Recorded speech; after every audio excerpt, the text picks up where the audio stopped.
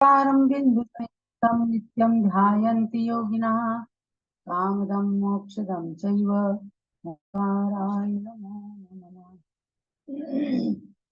अविरल शब्द गौनोग प्रक्षालित सकल भूतल मल कलंकां मुनि उपासित तीर्था सरस्वती हरतु नो दुरितान् अज्ञानतिमिरान्धानां ज्ञानाञ्जनशलाकया चक्षुरुन्मीलितं येन तस्मै श्री गुरुवे नमः। श्री परम गुरुवे नमः। परम्पराचार्युवे नमः।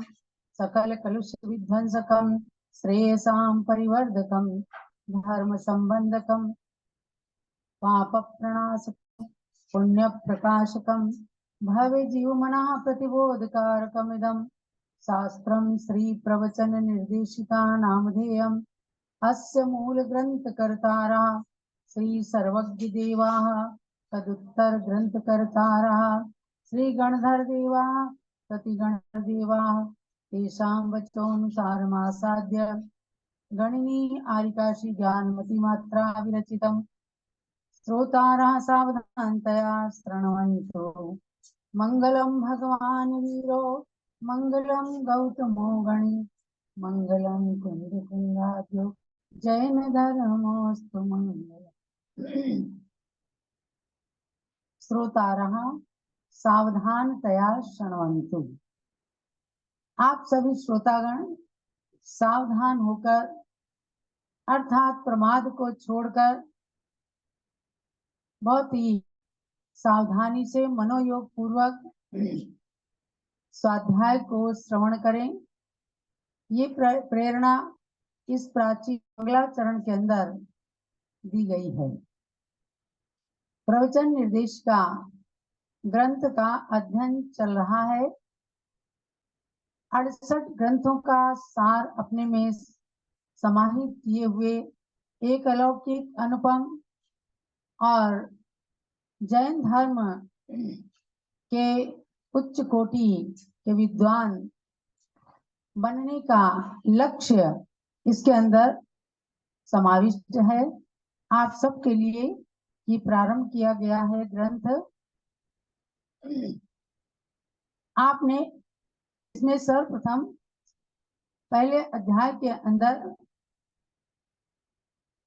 वक्ता की 21 गुण यानी कि जो प्रवचन करते हैं, विद्वान बनना चाहते हैं और शास्त्र की गद्दी पर बैठ करके एक साधारण सा भी विद्वान या विदुषी पुरुष या महिला किस प्रकार के गुणों को अपने अंदर अवतरित करे, प्राप्त करे,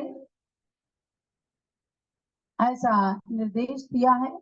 तो 13 प्रकार के गुणों को आपने जाना है। देखो क्या है, जो बोलने के लिए विद्वान या साधु जन बैठते हैं शास्त्र की गद्दी पर या बड़ी बड़ी सभाओं में, तो उनके सामने बालक भी होते हैं, युवा भी होते हैं, महिलाएं भी होती हैं, प्रौढ़ वर्ग और बूढ़े लोग भी होते हैं। समय के अनुसार हर किसी को हमारी बात समझ में आए, सर्वप्रथम वक्ता का लक्षण ये होना चाहिए कि आज हमारी सभा में किस प्रकार के लोग बैठे हुए हैं। तो अनेक गुणों को जब आपने पढ़ा जाना है तो 14 नंबर का गुण जो पूज्य माता जी ने एक प्रवचन करने वाले विद्वान के लिए आवश्यक बताया है कि उपदेश में उदाहरण अपने प्रथमान योग से ही लेना चाहिए। इससे श्रोताओं को अपने सही इतिहास का ज्ञान भी हो जाता है और प्रामाणिकता भी रहती है। यदि कदाचित अन्य कोई श्वेतांबर कथाएं या अन्य संप्रदाय की कथाएं कहें, उनको भी स्पष्ट कर देना चाहिए कि कथा श्वेतांबर मत के आधार से है अथवा किसी अन्य संप्रदाय के शास्त्र से हमने लिया है। अब क्या है कि अगर आपकी सभा में छोटे बच्चे हैं तो बच्चों को भी लक्ष्य बनाइए कि धर्म श्रवण में उनकी भी आगे रुचि बढ़े। जैसे नमोकार महामंत्र है, नमोकार महामंत्र अद्रिता आपको आता है? नमोकार मंत्र आता है? नमोकार मंत्र सुना? नमोकार मंत्र देखो, ये वाराणसी से वहां के पूर्व अध्यक्ष थे हमारे दीपक जी जैन, उनकी पौत्री हैं। तो आज उनके पुत्र प्रतीक जी और रिनी जैन अपनी पुत्रियों को लेकर के आई हैं। हाँ सुनाइए बेटा, सुनाए नमोकार मंत्र।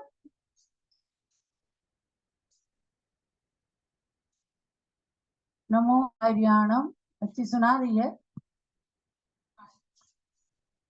चलिए नमोकार मंत्र मेरे साथ में बोलो, दोनों बालिकाएं। नमो हरिहंताणम, नमो सिद्धाणम, नमो आयरियाणम, नमो उवझायाणम, नमो लोए सव साहुणम, नमो लोए सव साहुणम। जैन घर के अंदर पैदा होने वाला हर बच्चा जब बोलना सीखने लगता है तो उसके माता पिता या उसके दादी बाबा नमोकार मंत्र सबसे पहले उसको सिखाते हैं। क्यों रिनी? नमोकार मंत्र पहले आपको घर में आते ही आपकी सासू माँ ने भी बताया होगा और बच्चों को भी ये सिखाया गया है। तो ये नमोकार मंत्र क्या है? ये किसी ने बनाया नहीं, ये नमोकार मंत्र हमेशा से चलाया और हमेशा चलता रहेगा।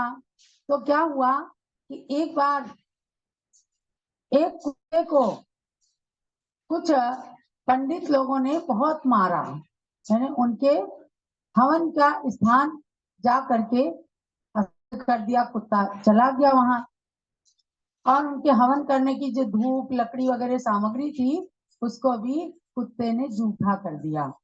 अब वहां जैसे पंडित जी ने देखा, बड़ा गुस्सा आ गया हवन करने वाले महानुभाव ने, तो कुत्ते को खूब पीट पीट करके मारा। जबकि उन्हें अपने घरों में देखा है, जब भी कुत्ते आते थे तो कहा जाता था इन्हें भगाओ, मारो मत, ये भी प्राणी है, इन्हें भी जीने का अधिकार है। तो जब उन्होंने पीट पीट करके मारा तो वे बाहर तक भाग करके आए और सड़क पर बेचारे एकदम हाँफ करके वो कुत्ता एकदम जीवन की अंतिम सांसों को लेने लगा, यानी मरणासन्न हो गया। तब एक राजकुमार उधर से निकलते हैं और वे मरते हुए कुत्ते को देखते हैं, उनको दया आ गई तो उन्होंने बैठ करके उस कुत्ते के सिर पर हाथ फिराया और उसको यही नमोकार मंत्र सुनाया। नमो अरिहंताणम, नमो सिद्धाणम, नमो आयरियाणम, नमो उवज्झायाणम, नमो लोए सव साउणम। इतना सुनते सुनते सुनते सुनते उस कुत्ते ने अपने प्राण त्याग दिए, माने वो मर गया। लेकिन जो वेदना जो कष्ट उसको पहले हो रहा था, एक राजकुमार के हाथ फिराने से उसको कुछ शांति मिली और नमोकार मंत्र से भी उसके मन में कुछ शांति आई। तुरंत वो कुत्ता मर करके देवता बन गया। नमोकार मंत्र से क्या हुआ? देवता बन गया और देवता बनते ही उसको याद आ गया कि एक कोई महानुभाव हमें कोई मंत्र सुना रहे हैं। अभी इधर जो राजकुमार थे उनका नाम था जीवनधर कुमार। क्या नाम था? समझे प्रतीक? उनका नाम था जीवनधर कुमार और वो कुत्ते को लिए बैठे हैं और वो कुत्ता मर करके देवता बन जाता है। तुरंत उसे याद आता है तो वो देवता के रूप में मुकुट उकुट लगा के आ करके जीवनधर कुमार को नमस्कार करता है। जीवनधर कहते तुम हमें नमस्कार क्यों कर रहे हो, क्या बात है? तो बोले कि आप जिस कुत्ते को नमोकार मंत्र अभी तक सुना रहे हो उसके तो प्राण निकल गए और मैं ही हूँ वह कुत्ते का जीव जो अब देवता बन गया हूँ आपके प्रताप से, माने आपकी दया से, आपके नमोकार मंत्र सुनाने से मैं देव बन गया हूँ। तो राजन, जब भी आपके ऊपर कोई संकट आए तो मुझे याद करना, मैं देवता आ करके आपकी रक्षा करूंगा, क्योंकि आपने मेरी रक्षा की है तो मैं भी आपकी रक्षा करूंगा। तो ये बात जो है एक विद्वान के अंदर इस गुण को आवश्यक बताया कि अगर आप नमोकार मंत्र के बारे में बोल रहे हो तो जैन धर्म की कथा से उसको जोड़ो, बजाय कि और कोई मनोरंजन की कथाएं सुनाने की बजाय अगर आप एक बच्चे को ये बताएंगे या जो धर्म से अनभिज्ञ है ऐसे युवा को भी ये कथा सुनाएंगे तो वो भी कभी कोई जीव मर रहा होगा तो उसको नमोकार मंत्र सुनाएंगे। तो ऐसी बात विद्वान के अंदर होनी चाहिए, ये आप में बहुत बड़ा गुण है। तो आगे और इन गुणों को बताते हुए कहते हैं कि 13 पंथ 20 पंथ की चर्चा उपदेश में नहीं लाना चाहिए। यदि कोई समझना चाहता है तो उसे अलग से आगम के प्रमाण दिखा देना चाहिए, क्योंकि इस पंथ वेद का उल्लेख आगम में तो है नहीं, वर्तमान में मात्र पूजन पद्धति से ही संबंध रखता है। अतः इस विषय को सभा में मुख्य नहीं करना चाहिए, क्योंकि कोशिश करे एक वक्ता, एक विद्वान, एक संत कि समाज में हम गए हैं तो किसी में झगड़ा नहीं होना चाहिए। कोई जल से अभिषेक करते हैं, दूध से अभिषेक करते हैं, कोई पंचामृत अभिषेक करते हैं, कई महिलाएं करती हैं अभिषेक, कहीं नहीं करती हैं। तो ये बातें कई बार सभा में लोग प्रश्न कर देते हैं। तो एक अच्छा वक्ता जो है उसे बजाय कि सभा में विसंवाद हो, झगड़ा हो, उसकी बजाय कह दें कि हम से आप ये विषय अलग से समझना और आगम का प्रमाण दिखाएं ताकि उनका समाधान हो सके। आगम के अंदर इंद्र रानी दोनों को अभिषेक करने का अधिकार है और 8वां द्रव्य में फल फूल चढ़ाने का अधिकार है। भगवान का पंचामृत अभिषेक करने का उपदेश हमारे पूर्वाचार्यों ने दिया है। इसीलिए आज दक्षिण भारत के अंदर भी और तमाम स्थान पर आज बनारस के अंदर भी भगवान पार्श्वनाथ का खूब दूध आदि से अभिषेक होता है। तो इन बातों को कभी झगड़े का रूप धारण नहीं कराने देना चाहिए, ये एक विद्वान का लक्षण होना चाहिए। कोई विद्वान जाकर के किसी साधु की सुनी सुनाई बात को लेकर के कह देते हैं पद्मावती क्षेत्रपाल कुदेव होते हैं, उनको नहीं पूजना चाहिए, ये एक अच्छे विद्वान का लक्षण नहीं है।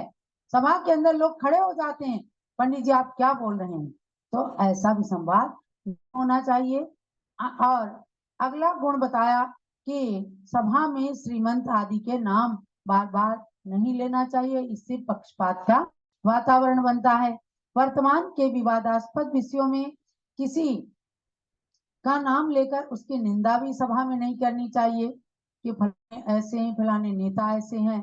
किसी के प्रति आक्षेप, किसी की निंदा, भर्त्सना, आलोचना नहीं करना चाहिए, क्योंकि एक व्यक्ति को या एक महिला को वक्ता बनना है, सभा जीत वक्ता बनना है कि हमारी बात को सब लोग बड़े आदर के साथ सुने, धर्म में अपनी रुचि रखें, उपदेश करते समय अपने अंगों को उंगली नहीं चटकाना, भम नहीं चलाना, गंभीर मुद्रा में बैठकर ना बहुत ऊंचे स्वर में और ना बहुत धीमे धीमे प्रवचन करना चाहिए, बल्कि अच्छे से, जैसी सभा बहुत बड़ी सभा है खूब तेज तर्रार होकर के जोशीले भाषण करना चाहिए, छोटी सभा है उसके अनुसार आप करके भाषण करें, लेकिन शब्दों में कठोरता, निष्ठुरता, कर्कशता ये नहीं होनी चाहिए। मिष्ट वचनों में, जैसे एक डॉक्टर के पास कोई जाता है तो डॉक्टर से बात करके मीठे मीठे शब्दों में ही वो सामने वाले मरीज का कष्ट आधा दूर करता है कि भाई आपने बहुत ज्यादा कष्ट मान रखा, ऐसी बात नहीं है। आज हर चीज के इलाज हैं। इसी प्रकार से एक वक्ता का होना चाहिए कि सामने वाला चाहे कितना क्रोधित होकर के आया है, लेकिन उसकी शंका का समाधान आपके मुस्कुराते हुए प्रवचन के द्वारा तो हो ही जाएगा। मैंने देखा है कि कितनी सभाओं में लोग लड़ाई झगड़ा करने के लिए आतुर होते हैं। ज्ञानमती माता जी जैसी महान आदमी वहां पर तुरंत एक अच्छा सुंदर वातावरण बना करके शांति करा देती है। हम केकड़ी गए थे एक बार, केकड़ी राजस्थान में, सन 1997 की बात है। वहां केवल 4 घंटा रुकना था और उसमें प्रवचन करना, आहार करना, उसके बाद सामायिक करना, उसके बाद पुनः विहार करना था। हम लोग वहां गए, मंदिर में एक संबोधन था, बस तुरंत विहार होने वाला था। पता चला कि यहाँ पंथवाद का बहुत झगड़ा है और इस मंदिर पर लोगों ने केस कर रखा है। पूज्य ज्ञानमती माता जी वहां विराजमान थी। दोनों पक्ष के लोग आए, माता जी ने कहा, एक शब्द केवल कहा, जैन शासन ऐसा शासन है जहाँ शेर और गाय एक घाट पानी पीते हैं, दोनों आपस के बैर को पशु भी छोड़ देते हैं, तो मनुष्यों की बात ही क्या है। अब आप आश्चर्य करेंगे कि वहां दोनों पक्ष के लोग आए, 13 पंथी भी, 20 पंथी भी, इस मंदिर के भी, उस मंदिर के भी, और दोनों गले मिल गए और उन्होंने कहा, पूज्य माता जी, आज से हम कोई भी झगड़ा यहाँ पर नहीं रखेंगे। यानी वो 4 घंटे का वहां हमारा रहना भी लोगों के लिए वरदान बन गया। तो ऐसा अपने अंदर होना चाहिए गुण कि हम लोगों के अंदर संगठन की बातें करें, विघटन की बातें ना करें। शुभ भाव कब छूटते हैं, किस नए से या किस गुण स्थान में, या वे कहाँ तक हेय है, कहाँ तक उपादेय है, श्रावकों का कर्तव्य क्या है, इन विषयों पर स्पष्ट विवेचन करना चाहिए कि एक बालक या एक बालिका को या एक जैन धर्मी को पहले अष्टमूल गुण लेना चाहिए। प्रतीक जैन सुनो कि अष्टमूल गुण क्या होते हैं। अष्टमूल गुण का मतलब है मद्य मांस मधु का त्याग, माने शराब पीने का त्याग, अंडे मांस से बनी हुई वस्तुओं का त्याग, और शहद भी जैन धर्म में ग्रहण करने का नहीं है। एक बूंद शहद खाने से 7 गांव जलाने का पाप लगता है। तो इन बातों को जान करके श्रावक लोग इन चीजों को छोड़ें। मद्य, मधु और मांस, इन्हें कहते हैं 3 मकार, इनका त्याग करें। तो श्रावकों के गुणों को, यानी कि गृहस्थ लोग क्या करें, इनको बताएं। ना तो वो घर छोड़ सकते हैं, सब लोग ना आकर के सारा दिन साधु के पास बैठ सकते हैं, लेकिन एक जैन का कर्तव्य ये होना जरूर चाहिए कि सवेरे सवेरे भगवान का मुख देखें।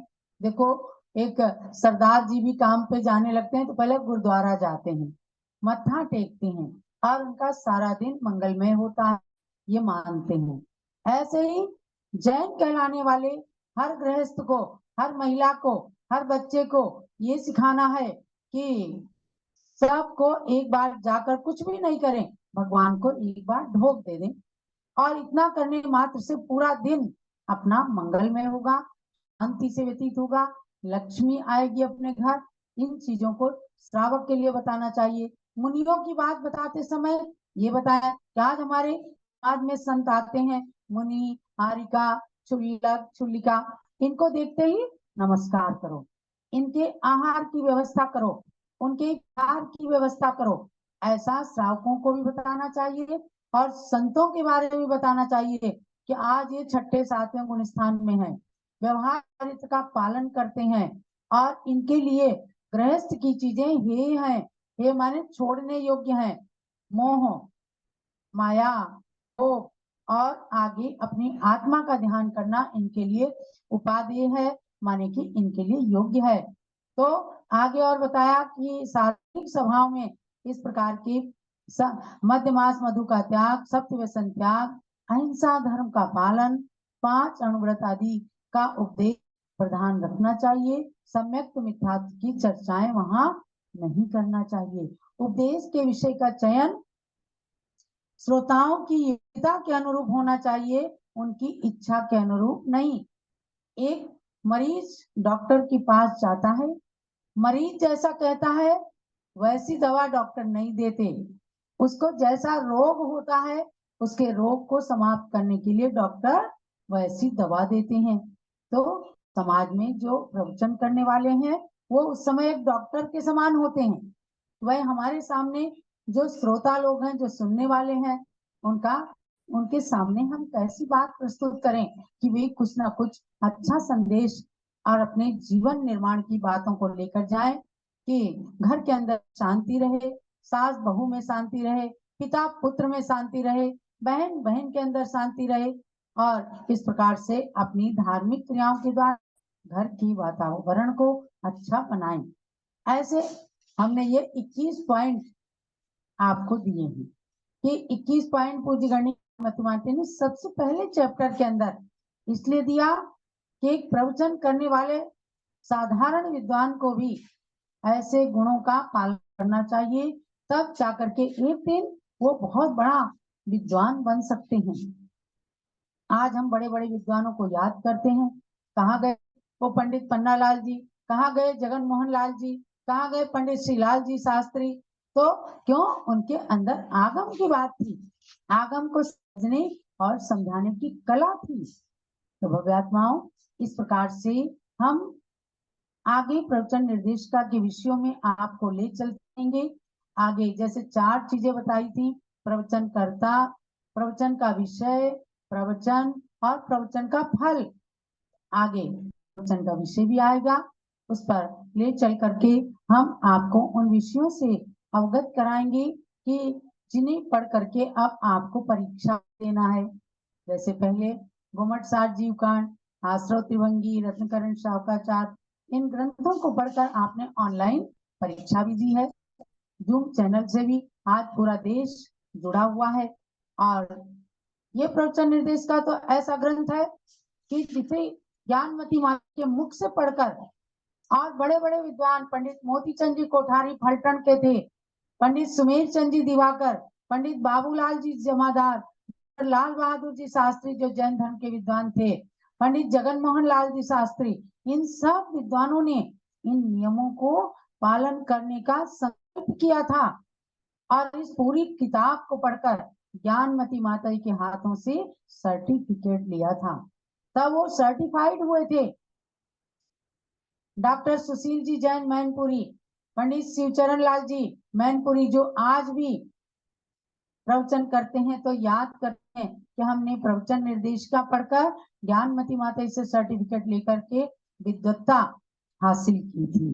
तो आगे के विषयों को आपको बताना है, सरल रूप में है, बिल्कुल सम्यक दर्शन आदि के बहुत सारे विषय इसके अंदर ऐसे आएंगे जो आप लोग पहली बार पढ़ेंगे और तमाम ग्रंथों के आधार से इसके अंदर उन विषयों का प्रतिपादन किया गया है। आज के स्वाध्याय का सार ये समझना कि हम अच्छे से शास्त्रों को पढ़ें और सुने और दूसरों को सुनाएं। अगर हम अब सरस्वती